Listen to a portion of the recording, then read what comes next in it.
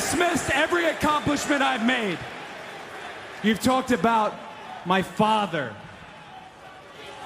Well, you call me an entitled millennial, I call you a carny succubus, because the dirty secret about you, the dirty secret is you need this generation more than it needs you. What up, y'all?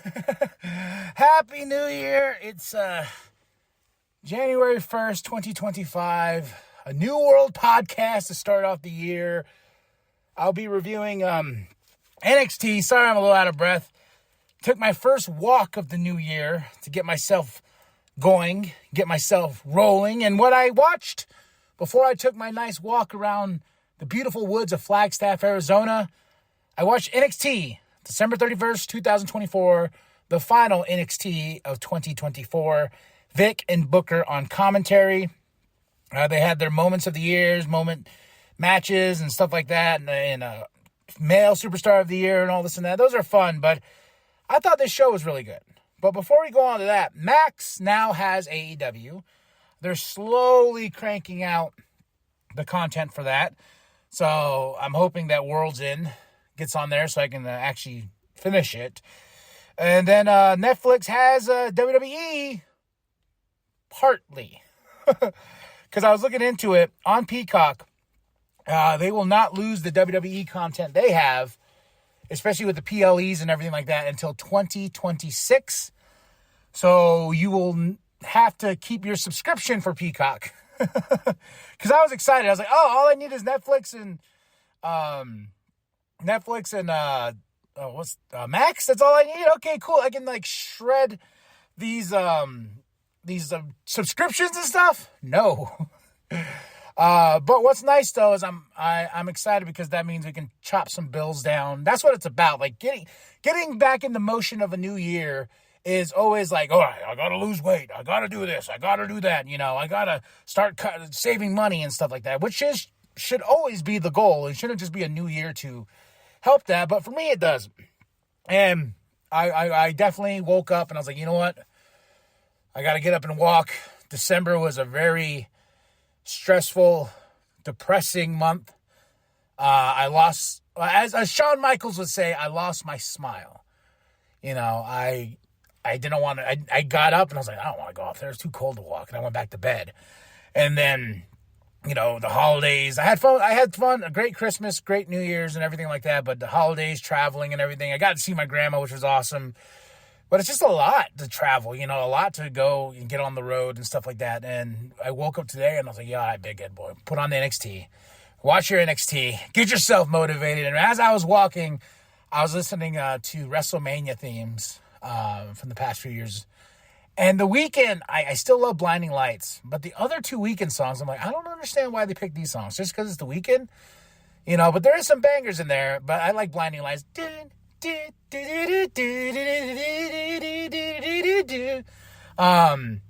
Yeah, but I was looking at the theme songs. I was like, oh yeah, that's a banger. I did it my way on the highway. You know, with The Rock and Austin. Just awesomeness, man. And I had to put on the official WWE playlist, Make an Entrance, on Spotify. And of course, it starts off with Kingdom.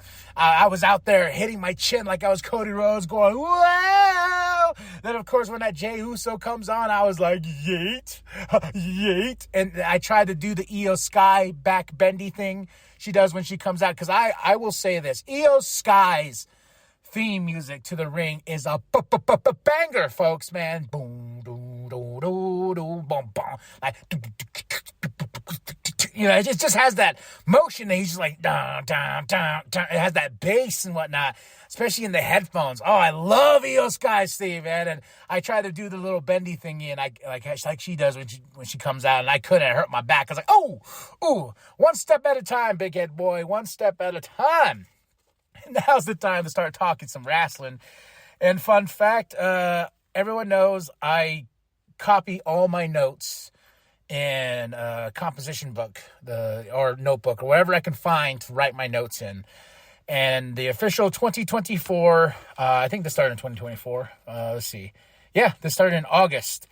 With it was, wow, that's crazy. So, NXT, I remember they said they're moving to Vegas for the new Performance Center. So on New World Podcast Season 4, Episode 654, on August 27th, 2024, I started this book.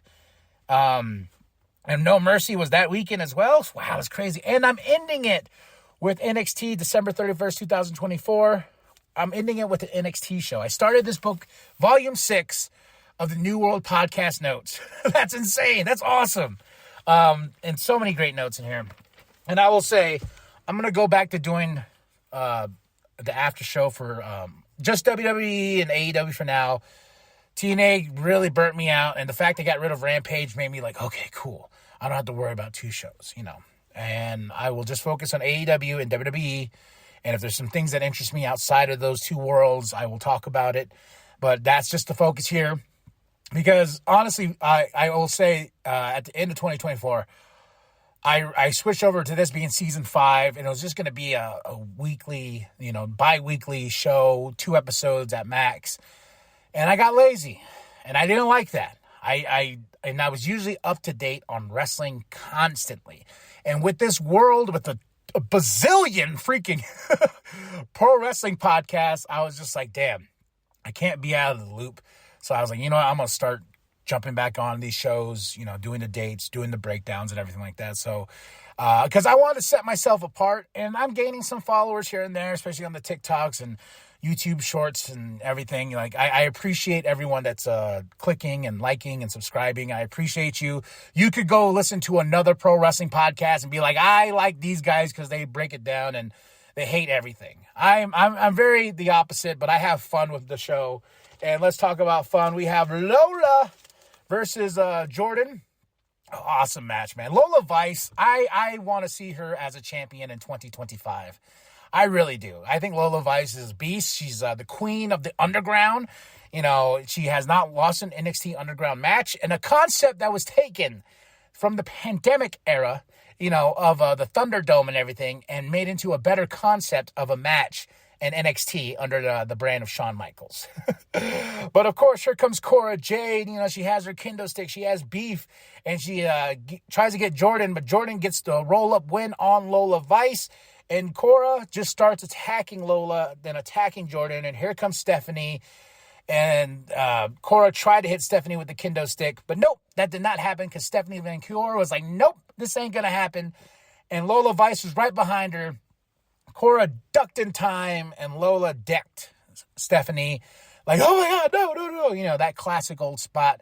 Jordan standing there looking confused, like, what's going on? Even though she won the match, and she was smacked with the kendo stick. So I'm hoping nothing but the best for Lola and Jordan. Kalani Jordan is fabulous in that ring, the first women's North American champion. And I'm hoping for the best for Stephanie. I know next week we have New Year's Evil. That's what we're building towards, and I'm excited. And I've noticed lately with the NXT pay-per-views, they used to do the NXT logo on top in the pay-per-view's name. And as of recently, they had the WWE logo and the pay-per-view's name on it now. Well, PLE, sorry. This is not even a PLE show. It's just, it's going to be on the CW, but it's called New Year's Evil. So I was like, yeah, interesting. I wonder if that was like a TKO brand thing. They're like, hey, you can't get people confused. We're about to go to Netflix. We're about to introduce the world to WWE, a lot bigger world than you've had previously. So, like, RIP the WWE Network. That is officially gone. I didn't have the WWE Network because everything switched to Peacock. I missed the WWE Network. And then over there in the UK and whatnot, the WWE Network is officially shut down. It is dead on site. And now you can go watch it on Netflix. To a certain point, though. They have all the Raw stuff, but they don't have all the SmackDown stuff because Peacock still owns what their deal with USA Network. They keep SmackDown and a lot of its content still. So you got two places for WWE content. And I know Netflix is going to start cranking out new stuff. They already got all the Raws from 93 up there. I was like, damn. I was like, who had that job? So, and you have an NXT on CW. Still a pain in the ass to watch, but I find a way to watch it on the app, even though there's a bazillion commercials. And then this is the worst is when they repeat themselves. Ethan Page versus Cedric Alexander. This was a fun match. Ethan got the win, which I'm like, all right, let's start rebuilding his smile. And after that, he beat down Cedric at the toolbox spot, the hand.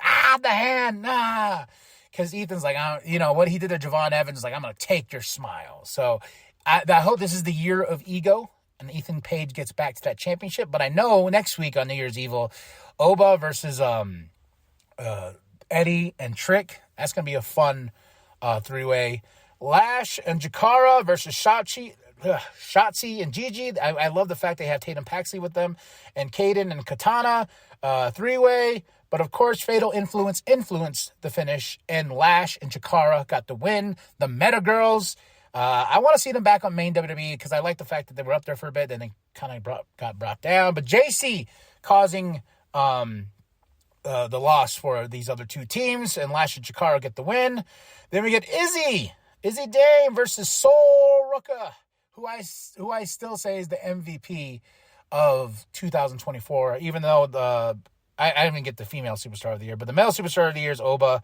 Moment of the year is Joe Hendry. Say his name and he appears. I believe in Joe Hendry. Bump, bump. I saw a lot of people crying about that. Match of the year was Oba versus Dijak versus Josh at Stand and Deliver. I have to give it up. That was a great match. Oh, I told my brother. I was like, Oba Femi is such a beast. Oba Femi, I can't wait until his action figure comes out because I need it. I just got a Trick Williams figure with the North American Championship. I was like, why didn't I get a mellow? I need a mellow one. But back to Izzy versus Soul. Zarya was there, of course, causing, after Soul lands on Zarya, Izzy takes advantage, and Izzy gets the win over Soul. I hope things turn around in 2025 for Soul because I do love her. Wes, Tyson, and Tyreek versus Chase and Hank and Tank. Mr. Chase. This match was really, really fun for what it was. Wes, Tyson, and Tyreek got the win. And we ended with Oba holding his male superstar of the year. And I like what Oba says. He's like, you know what? You can give me all these distractions and this and that, but it ain't going to change what I do. It ain't going to change how I get business done. And I was like, damn, Oba's mic skills have improved so much. He goes, you can boo, you can cheer, do whatever the hell you want. I'm still Oba Femi. Sons of bitches. Oh, my goodness. I was like, damn, Oba. Really laying it there. Of course, here comes Trick Williams. And Trick laying down on the mic. I feel like he's getting a little bit better on his mic skills and whatnot. And then here comes Eddie.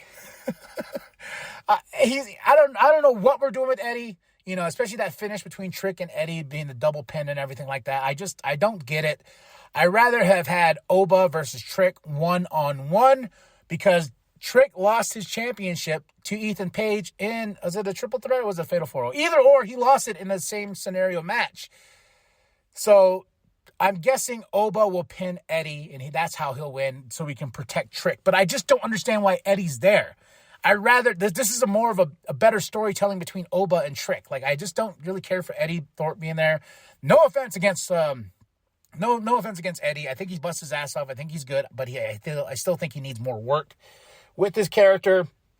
But yeah, that was NXT, December 31st, 2024. The last one. Goodbye, 2024. Hello, 2025. Who's ready for some wrestling? Yeah, let's flex there, boy. Yeah. And I'll tell you, go on a walk, put on that WWE playlist, and you'll start doing all the things they do when they come out to the ring. I was going yeet, and I did the wow. Then I did the Roman finger in the air, OTC, baby. And the year of WWE is upon us. I'm excited to check out all this Netflix stuff of what they have.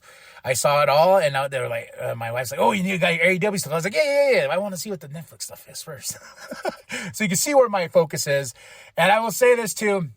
I'm going to take a video here soon of all the action figures I got for the holidays.